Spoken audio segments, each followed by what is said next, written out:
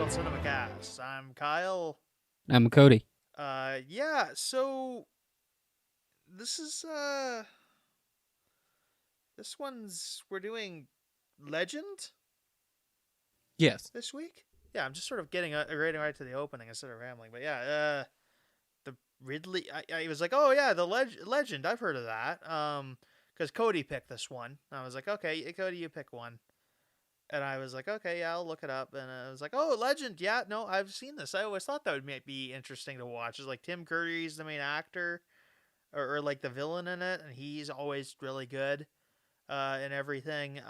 The main actors apparently a little baby Tom Cruise is playing the main character Jack in this. Wasn't really impressed with Tom Cruise's performance, but I think at this point in time, he's like, I don't know, maybe 20, maybe slightly younger. He is. This is actually one of the people also ask when you Google this movie. He was 22 when he recorded this, or when he performed in this. Okay, so he's definitely not the teenager that he's supposed to be portraying. Yeah, no, but he does look super young. But the funnier part is, Top Gun is only a year after this, and he looks like regular aged in that. Yeah, it's like, when did he become a Scientologist, and how much did that weigh on him? Uh, I guess that's a Google question. When Yeah, fair enough. did Tom Cruise? Yeah, no, he's not even like OT2 I don't think he's even OT1 at this point or whatever. But I don't know, whatever the cute little terms for their rankings are. I realize I have like 9 windows open, but you can load up faster. Okay, so 2 years after this, he joined Scientology. Okay, yeah, that's If I more or less what I figured. If I am correct, so basically he married a Scientologist named Mimi Rogers after the release of his film Top Gun in 1986. So, like, very shortly after this, which was 1985. Yeah, like he records Top Gun not too long after this, like within a year probably. Yeah. Right around the same Um, time, he probably stopped growing. yeah, yeah. I mean, he would have been. Yeah, I mean, yeah. About that time, he's getting to that. He's becoming 25. So that's I think about when he usually stopped growing. I talk a lot of shit about Tom Cruise and his height, but I'm pretty. Yeah, he's 5'7". So he's taller than me. Yeah, I think that's a normal-ish height. I Uh, don't know. Speculation Let's see. suggests that he might be close to 5'5" tall. So Oh, depending on the source. yeah, like he's just like manipulating the results. Also, this is Ridley Scott's like 4th film ever. After The Duelist, Alien, Blade Runner, and then Legend. So I think Kyle notoriously does not really care for Ridley Scott, but yeah, I'm a hater. okay, fair enough. I mean, I was doing my research for this movie, and I came across like the I'll find the quote. I found like the Ridley Scott quote about like this movie underperforming, and it's just like the most thing I would most like disrespect ever. Yeah, honestly, this is one of the kind of the same feeling I think he had with the movie The Last Duel, which came out in 2021, where he literally tried to taunt people into going to see his movie, which I haven't seen The Last Duel, and I don't think I will, but oh yeah, and Gladiator 2 is still slated to be released in 2024, so look forward to that. Oh god. Yeah, no. Oh, I found the quote. At the time, Scott said, "European audiences are more sophisticated. they accepted the preambles and subtleties, whereas the U.S. goes for much broader stroke. I say, just making a jerk off motion the entire time. Just, Why did you become I don't. like a really shitty like old western prospector in the prospect of making this joke work? Like, I don't. I don't like I don't like Ridley Scott very much. It's just okay, fair enough. like he's made two good movies, Which were and Alien and Blade Runner. okay, fair enough. And like Blade Runner's obviously based off like off like a book, so Mm-hmm. that's Philip Dick kind of carrying him there. And then Alien, I mean that's got H.R. Geiger, but I mean Ridley Scott's always been good at like making like set design or whatnot and like good atmosphere.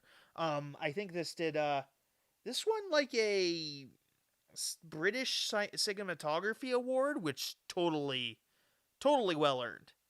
Yeah, Like he like cinematography, I think is pretty regularly good in Ridley Scott movies. Oscar for best music. Um, Nominated for multiple awards, so is nominated for Oscar uh, for best music.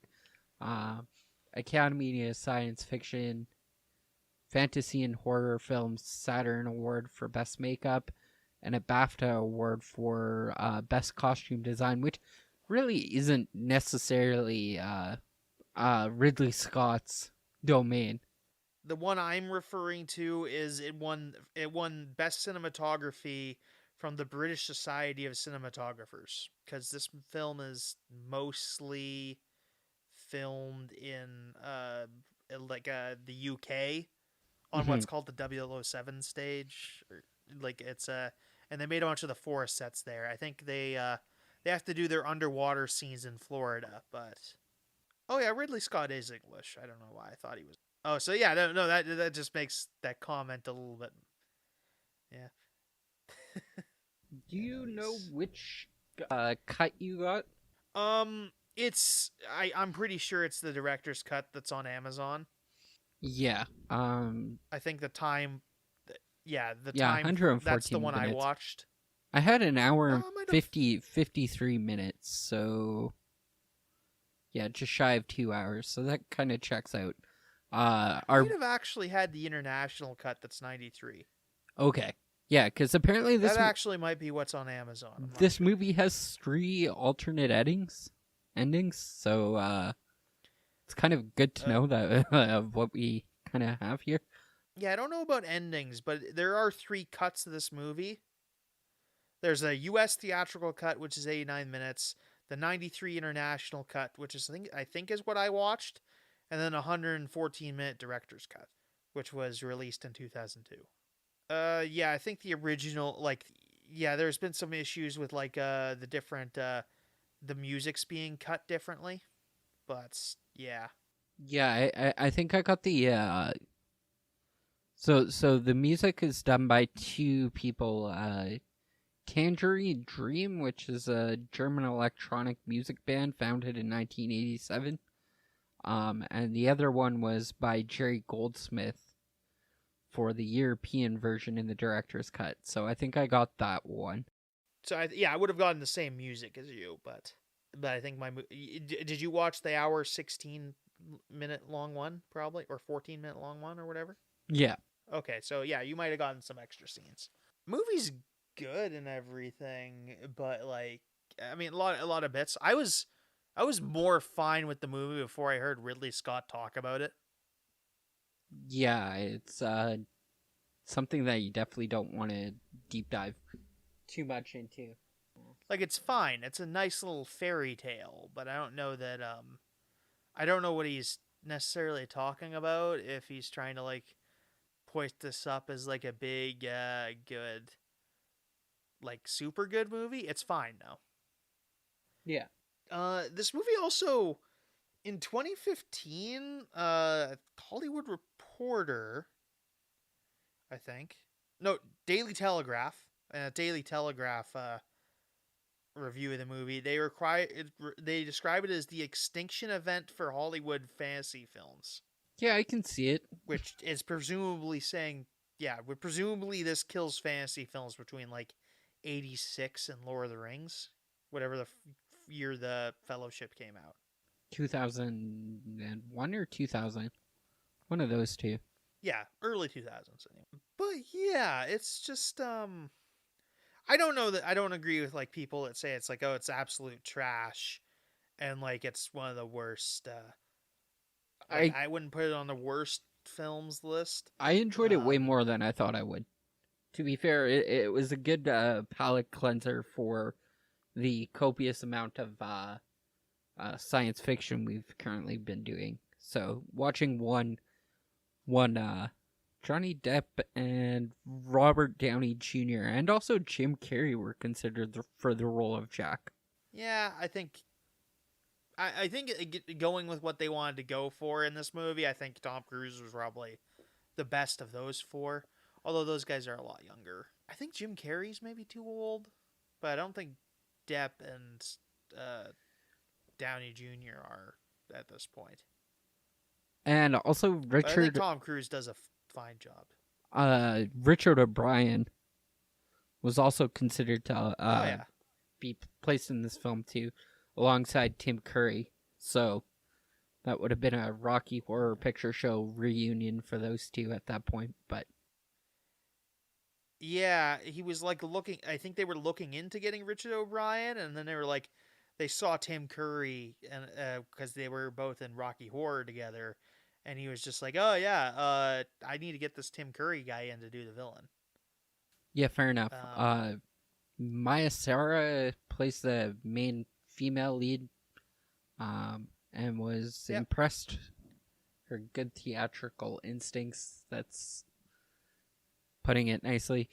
Yeah. I don't think she really works here, but she's going to be the female lead in Ferris Bueller's Day Off in the next I guess in the next 6 months, depending on when you're talking about when this movie gets released. Yeah, fair enough. Yeah. A lot of other she's also on Time Cop.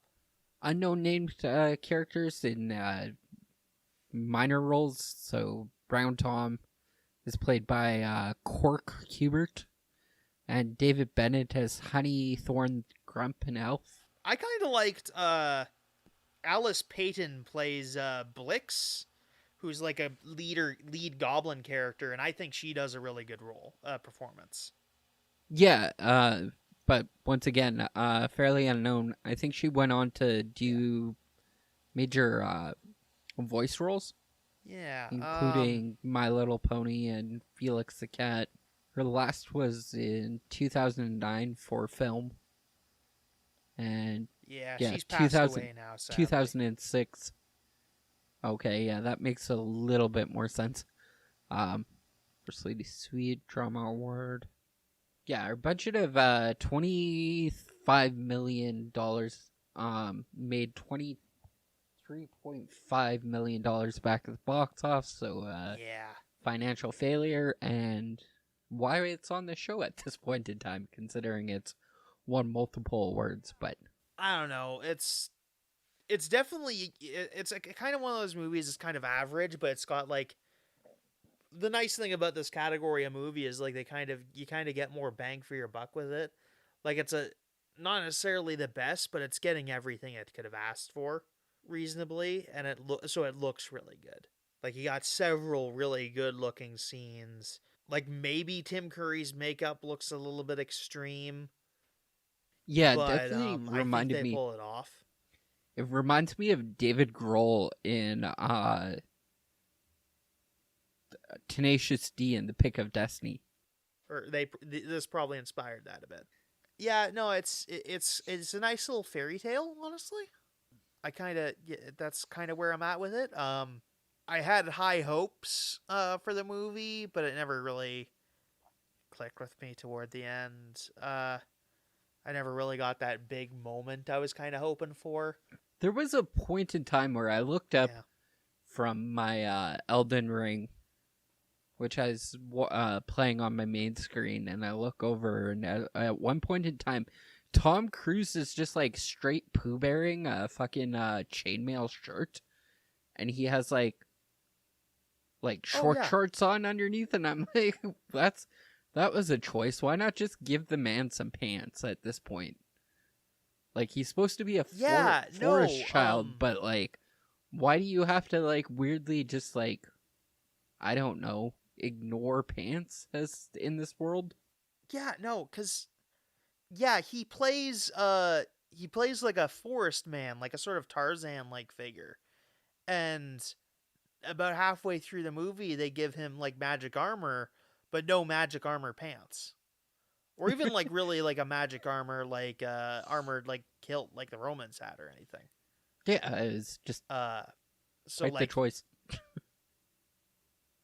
yeah, so like his armor just it goes like to about just over his crotch area, and then he's just left with like his Tarzan pants underneath.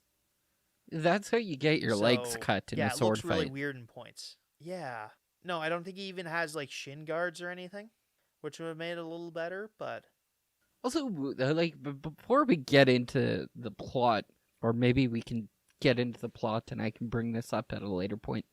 up to you. I can get started right now if you want. Yeah, go ahead. Okay, movie opens with the title crawl, and now begins my infamous my recurring rants about whether or not fantasy title crawls ever end up being good. And obviously, there are. I think the Lord of the Rings, Fellowship of the Ring, is probably the best example of one in cinema that I've seen, maybe period. And like I'll remind everyone of the rules. The opening title crawl should not contain stuff that has to be repeated in the course of the movie, and that's really it. That's the one rule. And this one passes on a technicality because yeah, they give it's actually instead of it's in the style of like a Star Wars style title crawl, but it's red instead of yellow. And has like a little bit more less techy font. It's less blocky font and more calligraphic font. I don't know if that's probably not the word. Calligraphized? I don't know. Calligraphy. But yeah, no, they do end up repeating some of the stuff that's in the title crawl, but they do it at the very end of the movie when the villain Darkness is repeating bits like beating and paraphrasing bits of it as he's doing like a magic spell. So I think we're giving give this a pass on technicality. So this is officially a good title crawl because no one has to refer back to it. No one like the main characters don't have to repeat it to like teach us something about the world that we've already seen. And yeah, so I think this passes, which is a good sign Yeah, because I it's thought already.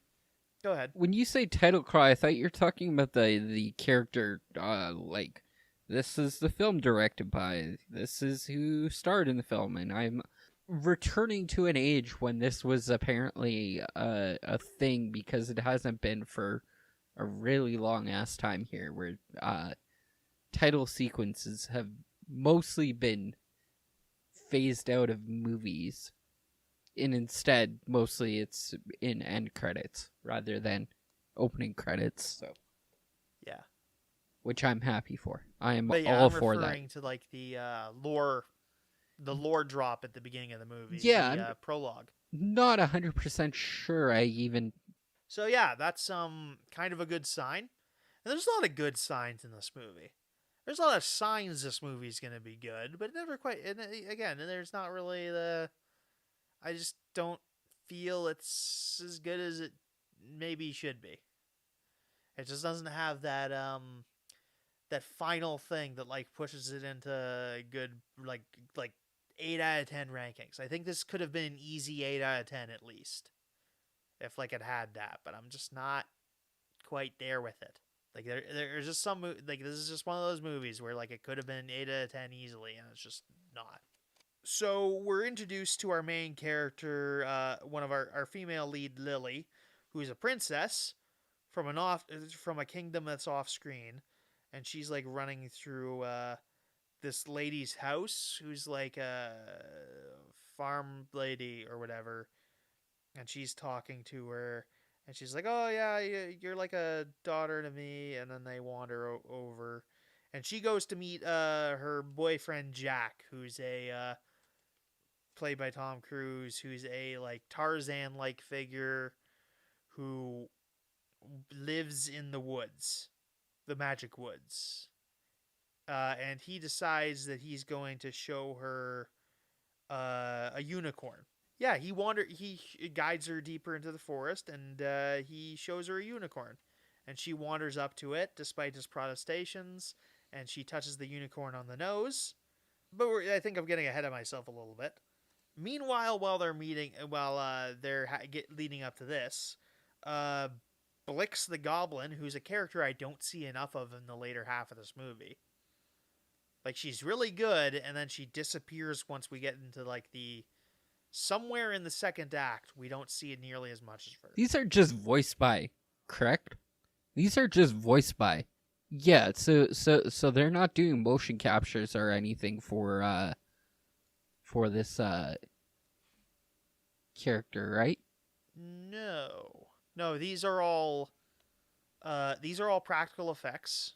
So yeah, Blix is told by her master, the demon Darkness, who is sitting in his cavern, and from the title crawl we know he's like contained to like the underground, because he can't step into the light, and he is sensing that a unicorn is in the nearby forest, or a pair of unicorns are in the nearby forest, so he's going to send his goblins to go take care of it. Blix the Goblin, who leads the goblins, she wanders away in, and yeah, the makeup on her is also really good.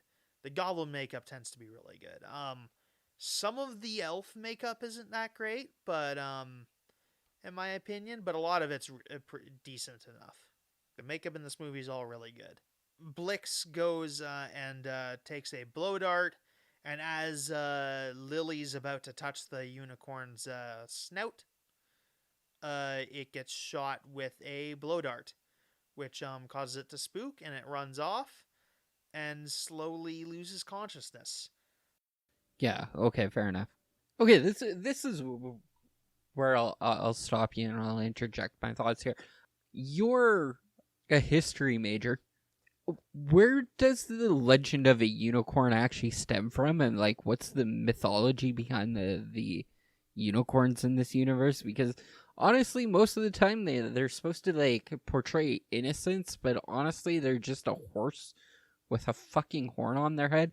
And depending on which like unicorns like you prescribe to, most of them are like really short unicorn stumps. Like they're not like narwhals who have like legitimate spears on their head. Especially in this universe, I don't think they like the Yeah. horn on their head is all that big or anything. Yeah, I don't know like where it comes from for sure. I know like this doesn't work on the last unicorn logic. I don't think so, but I mean, that's always just an expression. I think it's just like, unless you're pure of heart, Mm-hmm. the unicorns won't go up to you, is I think the issue. But yeah, I mean, because this is a practical effect, this is just like a big majestic white horse with a horn glued onto its head, which does kind of look really good, but also could be perhaps jarring, which I'm getting the sense that you find it a bit jarring. But it is, I find it suitably majestic. But yeah, I think it's also just like, to an extent, it's hard to make like we have this image of like unicorns being dainty, but I don't.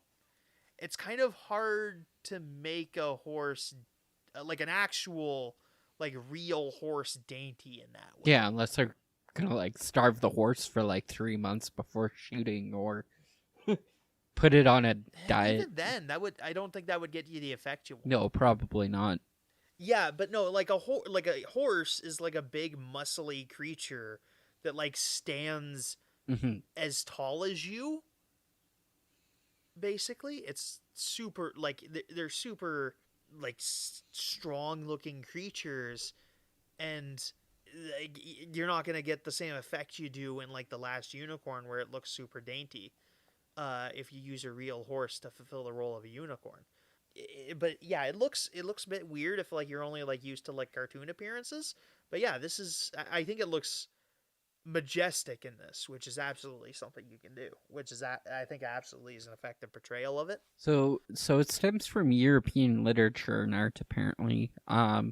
White horse like or goat like animal, because like Pegasus don't like are really weirdly hit or miss. On whether or not they're depicted as having a unicorn, whatchamacallit, on their head or not. I think some people just sort of combine those animals or, like, those fictional creatures because, like, I think the same sort of people are, like, the people that are really attracted to the idea of a unicorn are also really attracted to the idea of a Pegasus. I think, and so, like, those are just easy things to combine. But yeah, Pegasus I know is a Greek thing. So, like, in theory they're separate, but I know when My Little Pony combines them, they're called an alicorn. When a horse has wings and a unicorn horn, and they call that an alicorn. I don't know if that's got, like, folkloric backing behind it, or if that's just a term that the people Yeah, at Hasbro came up with or whatever. that's all I've Yeah. got to really add to the matter. Weird, just weird. Anyway, yeah. So the unicorn loses consciousness, and the goblins catch up to it and use a sword to cut off the horn, killing the unicorn, which will cause the land to go dark, and it causes the forest to get covered in snow. Yeah, I guess maybe that's just how winter causes. That's just when the unicorn naturally molts its horn, sure. like a deer. Yeah, maybe that's the Maybe joke there. Canada has more unicorns in it than any other part of the world, and that's why we get so Um, much fucking winter. or maybe, like, the tropical unicorns don't shed their horns, and that's why they don't have Yes. winter. Yeah, the Canadian unicorns, they only have their horns for, like, a 3 month period or whatever. But yeah, in the meantime, as this is all building up and the goblins go after the horse, Lily says that she's going to, like, as there, Lily and Jack are having a moment, and she just pulls out this ring, and she's just like, "Oh, this is the ring that is I get to hide it, and whoever finds it gets to marry me." So she shows it to him and tosses it into a nearby pond at the bottom of a cliff, and Jack immediately jumps into the pond to go look for it. Unfortunately, this happens at the exact same time that the unicorn is killed, so the pond instantly freezes up over his head. So he has to, like, break through the ice to get out before he can find the ring, which is kind of nightmare fuelish, and they just kind of brush by Yeah, it. Because yeah, getting trapped under the yeah, ice is no joke. Granted, fresh ice, so it's only maybe a couple, like, I think it's maybe an inch thick tops, but that's still nasty to break with your bare hands. You can kind of break through an hmm inch of ice with a shovel, like a spade if you need to, but I wouldn't want to do it with my bare hands. Like, at an inch thick, you're starting to get into the area where, like, you can't break it with, like, a boot, which he also doesn't have. And I think, as I was saying, a lot of this fear also stems from growing up in like Saskatchewan, where we have dugouts and stuff like that, where we normally are like, oh, we can go skate on that, but only if we know it's thick enough to actually like support any form of weight. Because falling through and then potentially drowning or freezing to death, in Saskatchewan weather does not sound like fun. No, we get taught, like, the very specific things to get out of this sort of situation. So by the time he's trapped there for a little bit, and Lily runs off because she thinks she caused this because she upset the unicorn. Little does she know, when she eventually finds it, that it's been severed, and we get this really haunting shot of like the unicorn lying dead in like a clearing, with its horn missing like an inch from its head, and it's like, yeah, it's actually really haunting. It's a super effective shot. Jack, in the meantime, also has got out of the thing, and he is found by the forest elves, who are weirdly things he hasn't met before. Because they don't want to show themselves to him, despite the fact the unicorn shows. It's super odd. I don't know. And like at the end of the movie, when this is all resolved, like he has to like leave and like not address the elves at all again for the rest of his life, which is super weird. I don't know why that's a thing. You'd think that like Jack is sort of like a magical forest creature to an extent, but he's not. Like he's weirdly part of this world, but not. It's weird, and like I'm not fully grasping that here. Yeah, I guess maybe Jack's been surviving out here for on his own. I don't think we really get a good glimpse of what Jack's backstory is through the movie. But anyway, the goblins are able to like use this the unicorn horn as a bit of a wand, and Blix briefly gets the idea that she's going to keep the horn, but is then confronted by darkness and has to tries to relinquish it. And then this other goblin takes it for a little bit, and he's like, "No, no, yeah, we'll take him on, and we'll take on darkness." And darkness just sort of slaps him aside and takes the horn. And now he has to move on to his next plan of capturing the other unicorn, because it's night, because he can't really go outside and do this himself because he's very vulnerable to sunlight. Or some of the elves meet up with Lily briefly, and one of the dwarfs stays to like defend the unicorn, but ends up getting shot at by the goblins. They get chased off, and Lily and the unicorn get caught in a net, and get taken back to Darkness's lair, so they can do a massive ritual to go sacrifice him, which is a bit of a plot hole because like they should have killed him killed the unicorn at that second, and then does that not mean this is all done? Is that not the thing that gets the darkness what he wants? I guess not.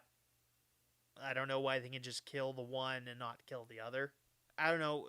The one that was killed was the stallion, which is the male horse, and the one that they've captured now is the mare, which is the lady horse. So I don't know. Maybe that makes a difference. I can't say for sure. Yeah. So the elves are like a little bit of a group. I've touched on them a little bit.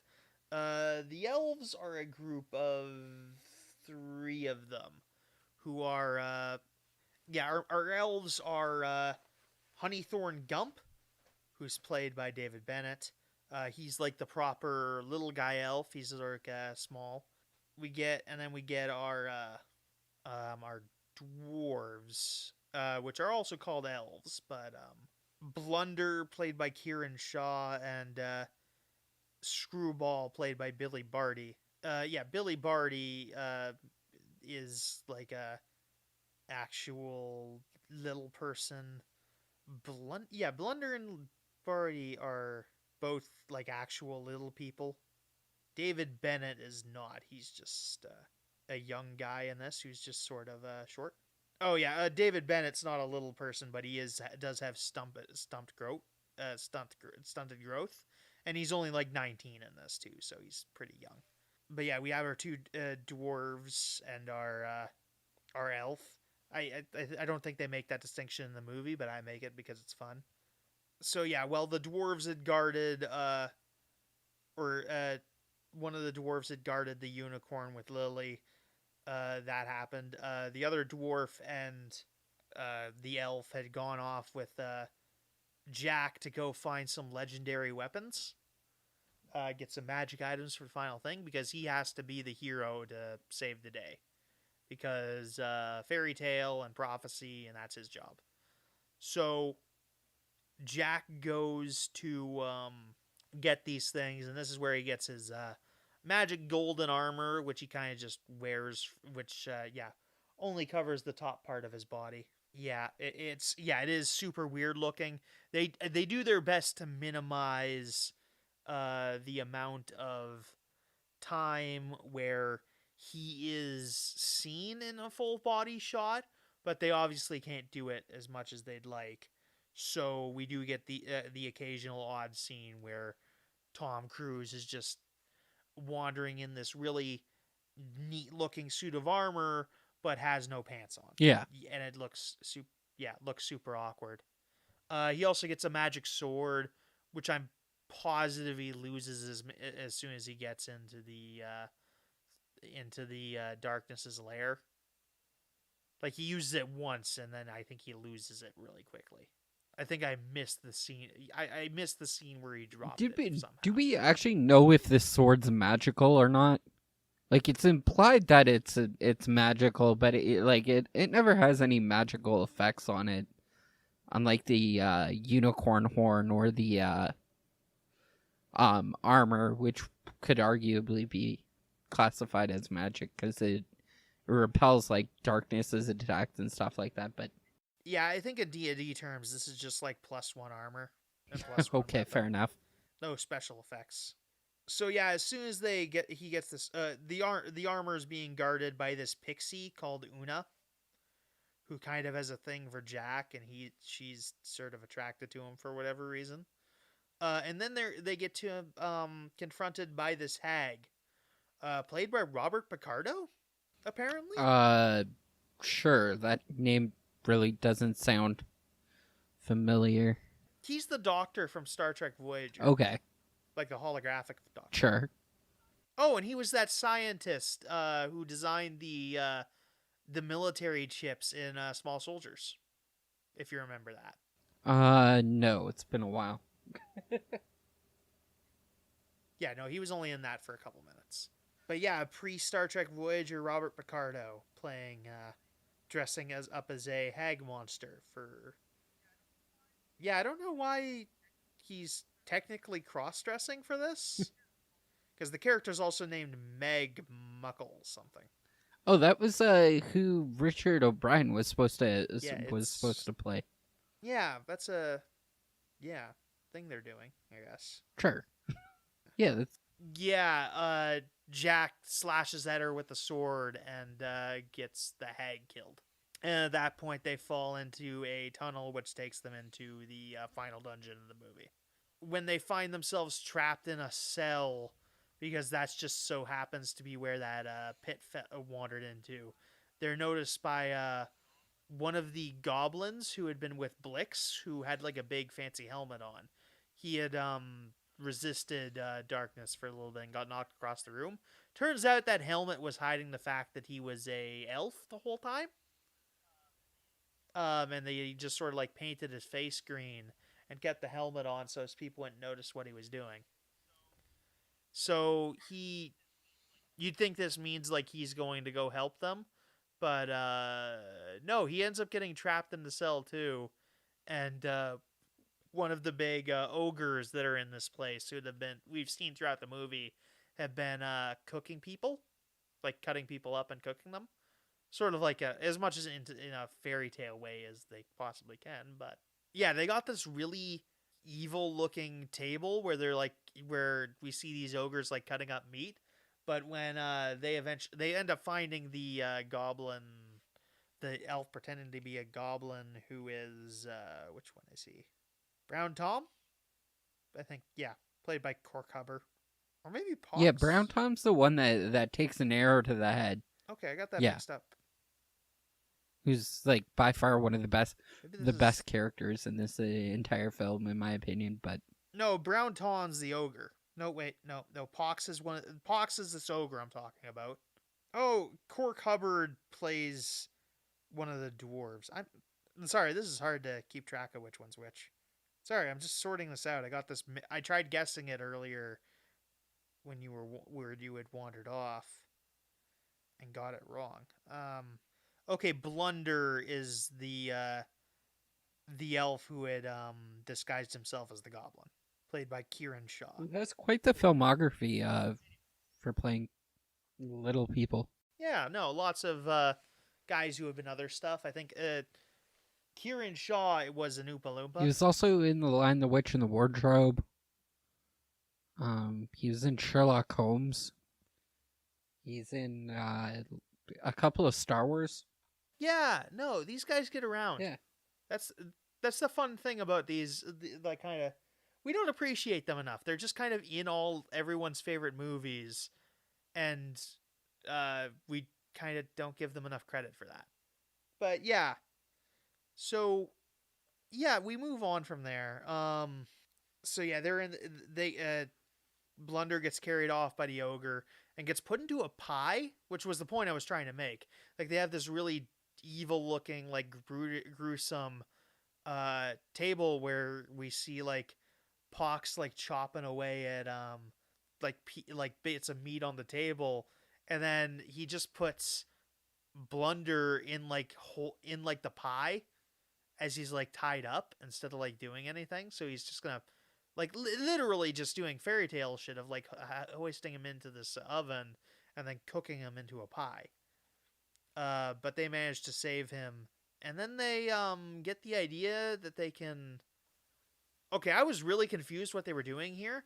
I maybe missed the line where they said they were doing it, but they start gathering, like, big plates that are lying around, and they're gonna use them to, like, redirect sunlight from the surface into this underground lair, so they can use it against darkness, because he can't be in sunlight. So they're doing that, and they're tossing all these plates from, like, a big top shelf where no one could possibly reach. And eventually one of them drops one and wakes the sleeping ogres, who they have to fight. And eventually Jack manages to pour a big pot of boiling oil on him, filling the room with mist, which also has the happy side effect of putting out the cooking fire, so they can set up these plates to direct the sunlight from the top of the chimney down into the ground and into Darkness's main chamber, which I feel like they didn't discuss that's what they were doing enough. Like, that just, I was really confused why they were doing this. And at this point, I noticed also the sword was gone somehow. Yeah, they make a big deal of bringing the sword into the movie, and then Jack has to pick up one in the main villain lair at the end of the movie. Anyway, the Darkness has decided that he really that he loves Lily and wants him to be his wife, or her to be his wife. And so he's talking to, like, one of the two off-screen demon gods that he just talks to, his mother and father. I think mother's Night and father is, I don't know that I have it written down. But his father says to charm her, and I think he means that in, like, the magical sense, but he just tries it in the literal sense. So they let Lily into, like, this room where she's wandering around. She's confronted by this lady in a dress who has, like, is in, like, a black skin tight hood, and who is dancing. And then Lily ends up dancing with her because it's a fever dream or whatever. And then Lily ends up in the dress that the figure was in, because she's being seduced to the dark side, which doesn't really take. She just like, oh no, I could never do. I don't want to do that. You're a disgusting evil monster, and I hate you. And eventually she just sort of just like, oh, I mean, sure, I guess I can stay with you, but I have to be the one to kill the unicorn. Which, of course, she's lying, and he should know she's lying. But yeah, no, he's just decided that's the thing he's believing. That's the thing the movie's decided he's gullible enough to believe. And this is kind of where I lost hope for the movie. Yeah, this was a really weird choice to make, like, Darkness fall in love with Lily at this point in time. Like, it doesn't really explain any of his, like, motives or anything, rather than, like, oh, pretty girl must fall in love and, like, be a character foil to Jack at this point in time. Yeah, and they're not even doing it in, like, the way, like, to make a Disney comparison, like the way Jafar or Count Frollo do it. in or Claude Frodo, I don't know, do it in like um Aladdin and Hunchback of Notre Dame respectively, where like they're not really interested in seducing their marks. They're just going to use magic to do it because they want it. Which you don't get the sense that's what he's doing here. And if he is doing it, it's not being very effective. Like he's very much trying to like actually convince her to be his wife, which wasn't going to work. As much as there's probably like a ton of fan fiction about like Tim Curry's appearance in this. Someone's written some fan fiction about this, and it's gone very differently. Jack sees her through a hole in the wall, and they're just trying to talk about, and they're trying to tease that like he's going to do something, that he needs to give her up because now she's been controlled by the darkness, and they're not going to do anything with this because they don't. Uh, they won't. They just won't because it doesn't lend anything to the story. This bit where I think they're trying to say that there's a bit of darkness in everyone, and that it's like two sides of the same coin. That's what the opening crawl sort of suggests, but I, yeah, I it's not doing anything. Like the darkness that's inside either of these characters never gets like exploited sufficiently. Like you never believe for a second these guys are going to do anything evil. Like they're well within their rights, and like they're trying to do a two sides of the same coin things, and they can't because you never buy it for 1 second because it's too much of a fairy tale. And they make a point of saying he's pure of heart, at least in my version. I think in maybe the longer versions they say they say Jack's more troubled, but yeah, I don't know. That's so yeah, they've set up this whole deal where they're going to lower the light into the main room in the darkness. The fairy or the pixie who had been guarding the armor has been periodically helping him. She's the one that got Jack and them out, Jack and the gang out of that cell, which she did. She wanted to do for a kiss, um, which yeah was just like a scene. I don't know when they established that she was in love with Jack or This had a whatever. little bit of foreshadowing, like I think a lot more than the Lily Darkness connection, but I don't know. Maybe I'm missing something. You might have. I think we've established that you did get the longer Yeah, cut of this yeah. movie. Fair I might enough. have just not had that in my cut.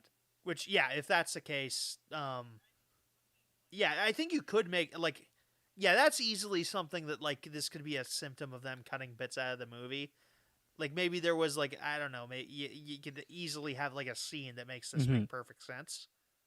But yeah, I did also have almost fall asleep in like at like the point when she was getting introduced. So I'm gonna miss some things Yeah, too. fair enough.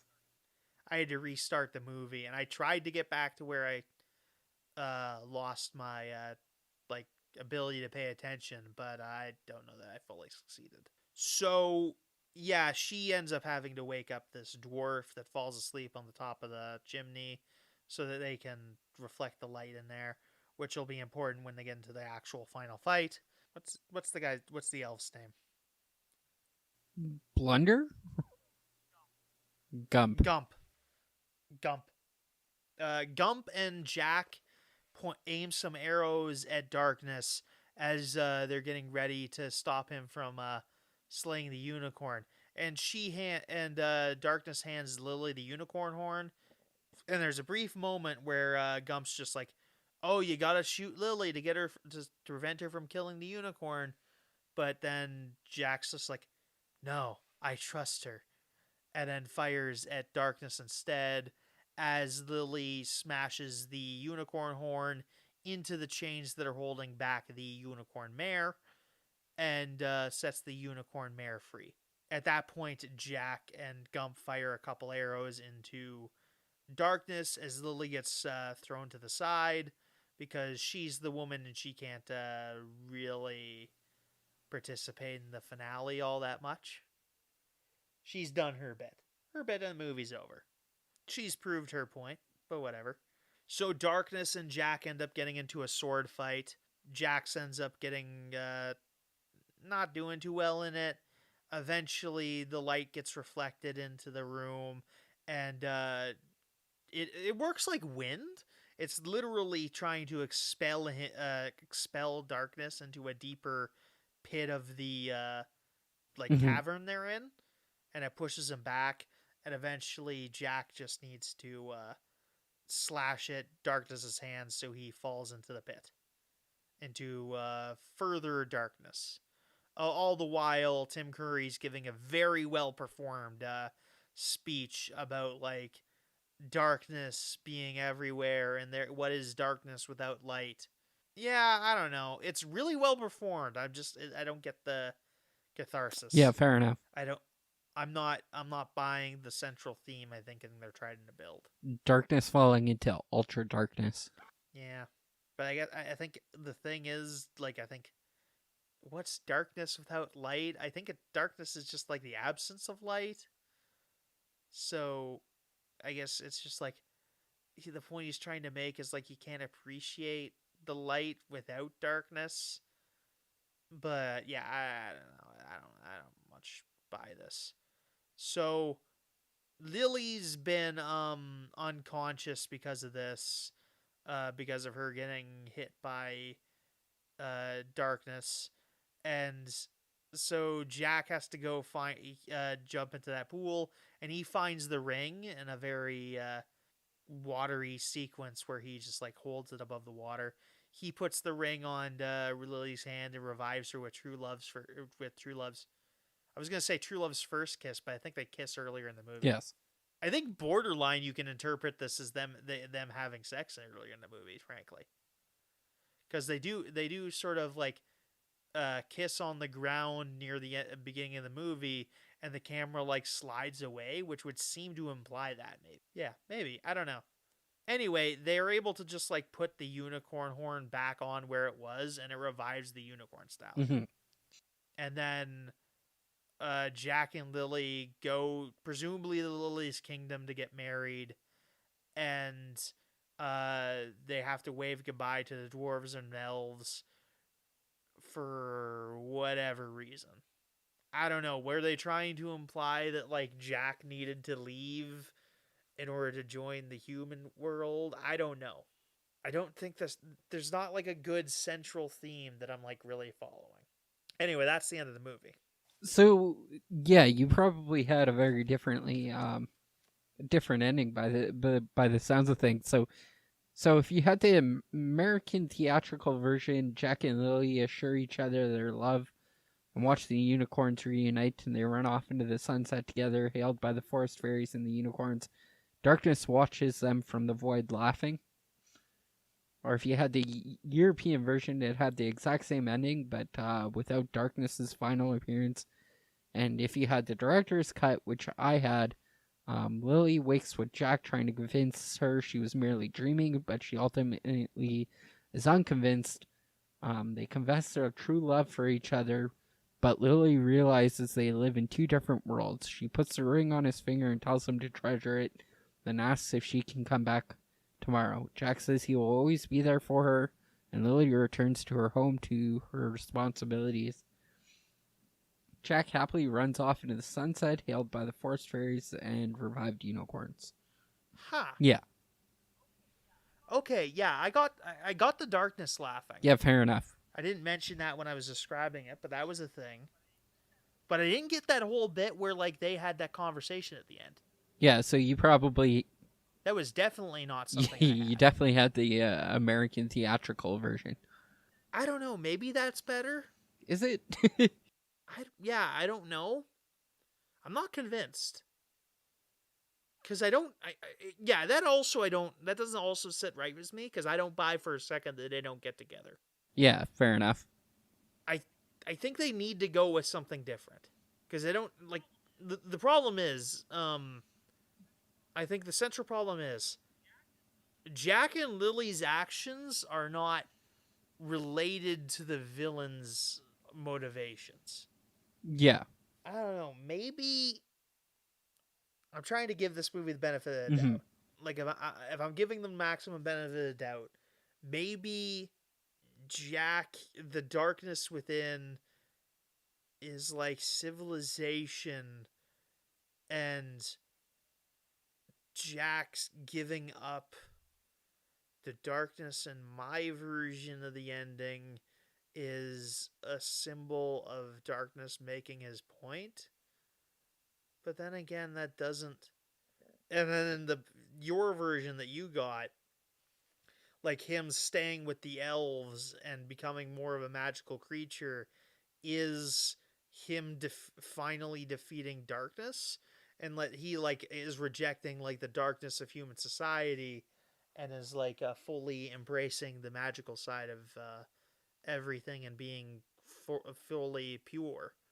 But even then, I think if you want to go that direction, Lily stays in the forest and becomes like more magical princess. But I am reaching here. I don't think this is stated, because also that kingdom that's like my assumption there assumes that the kingdom has some darkness in it, but that kingdom it takes place entirely off screen. I never see anything from that. So yeah, I don't know. I'm convinced of yeah. I can't even. I can't. I don't think I could talk myself into this ending being good. Any other thoughts? No, not really. Okay. Well, what do you give the movie, Cody? Well, yeah, I think 6. 6 seems about right. I can't quite give it a 5, and I can't quite give it a Yeah, I'm there too. 7 or 8. 5 seems the tiniest bit harsh. Yeah. Like I feel like if I gave it a 5, I'd just be doing that to spite Ridley Scott. So this is a full point better than Gladiator, is what I'm saying. Really good palate cleanser for the copious amounts of sci-fi that we've currently been doing. But besides that, I think the ending kind of makes it fall flat. The redemption is in some of the fairy characters throughout the film, and the goblins, and darkness. Basically, I liked all the like side characters. I really didn't like the 2 main actors, and like despite the darkness bit at the end where they're like, we need to make them fall in love, bullshit going on. I generally did like the looks of Tim Curry's character, and also his voice in this film is very Tim Curry-esque. So, is Tom Cruise a good actor? no. Yeah, like what's the movie I'd be like arguing against where like he's really good in? Did he not do Like he's fine, but Saving Private Ryan, maybe? Did he not do Saving Private Ryan? was he in Saving Private? He wasn't the main guy Thomas in that. Christopher Mapplethorpe. Because Tom Hanks is the main guy in that. Rain Man, Interview with a Vampire. If you're really into Mission Impossible. Yeah, he's fine in a lot of movies. Jack Reacher. Maybe the answer is I don't know. Maybe Interview with a Vampire is really good. The Last Samurai. Eh. Minority Report. But once again, that's Philip K. Dick's like novella. So, as we've stated before, he can carry. Well, I mean the actor can elevate that. So, Valkyrie. I haven't seen enough of his movies. Yeah, Top Gun. I don't know that he's really good in Top Gun. He's all right. He's all right in a lot of movies, but is he like amazing in a movie? Is like really what I need. Jerry Maguire? I don't know. He's not my cup of tea anyway. He's not my favorite. A lot of his movies are fine. I'm just nah. He's also got that Scientology stink on him. Scientology, and apparently he had his ex-wife wiretapped, via Scientology. So. Oh, probably. Yeah. Well, what do we want to do next? Because I think we do need an extra movie before we do our finale. I have no clue. Yeah, you said we did too much sci-fi, so I think we'll do something other than not sci-fi. What do I have on my list? I want to do something horror based, so if you've got something for that, well, we'll get back to you on that one. We'll have something. Yeah, we'll get back to that. Anyway, we got our side project stuff out. You may have seen that on the feed here earlier than this. That's our new show that we're doing, Poly Sci-Fi Pod, where we use fictional examples to talk about like real political science topics. We're gonna be doing a little Star Trek thing next, which should be out before we do our next like CinemaCast video. The podcast, like the podcast feed is gonna be home to both, so that's just how that's gonna be. But they have a separate YouTube that has a separate YouTube channel at the Poly Sci-Fi Pod on YouTube. And yeah, that's gonna be our new side project. We're gonna probably be doing. We're gonna alternate at least until the end of the season. We might shift to doing more of poly sci-fi after we do our 100th episode. That just might be that how that is. But yeah, we'll see. We gotta talk about that a little bit more and see what we feel.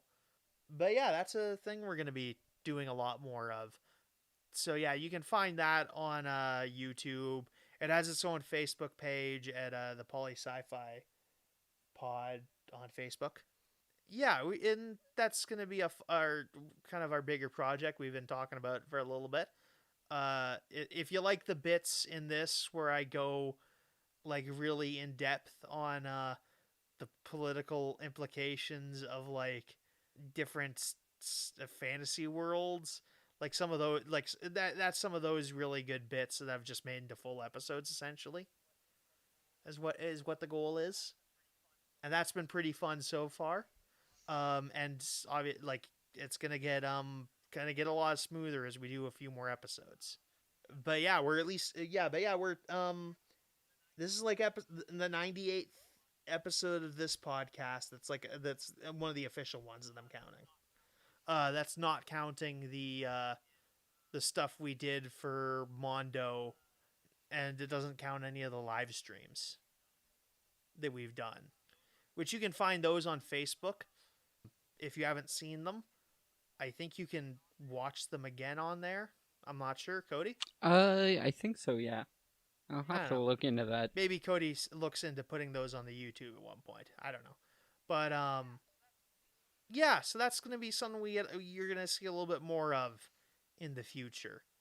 Um, yeah, we're gonna do one more regular episode, and then we'll do our finale. I'll maybe do a. I think we're maybe gonna look into. I think there's a live stream coming. We're gonna probably be doing in the semi near future. Maybe talk. We'll probably talk about doing something in May for that. Sure. Anyway, thanks for all the support. We're gonna cut this off here, but yeah, keep enjoying the feed as we do start like the major countdown toward the 100th episode of the show, which I'll reveal on the next Kyle and Cody's called CinemaCast. Yeah, fair enough. But it's a movie we've been talking about doing for a while, and it's kind of got like some cultural significance for the show. We'll say that, and that's where we're stopping.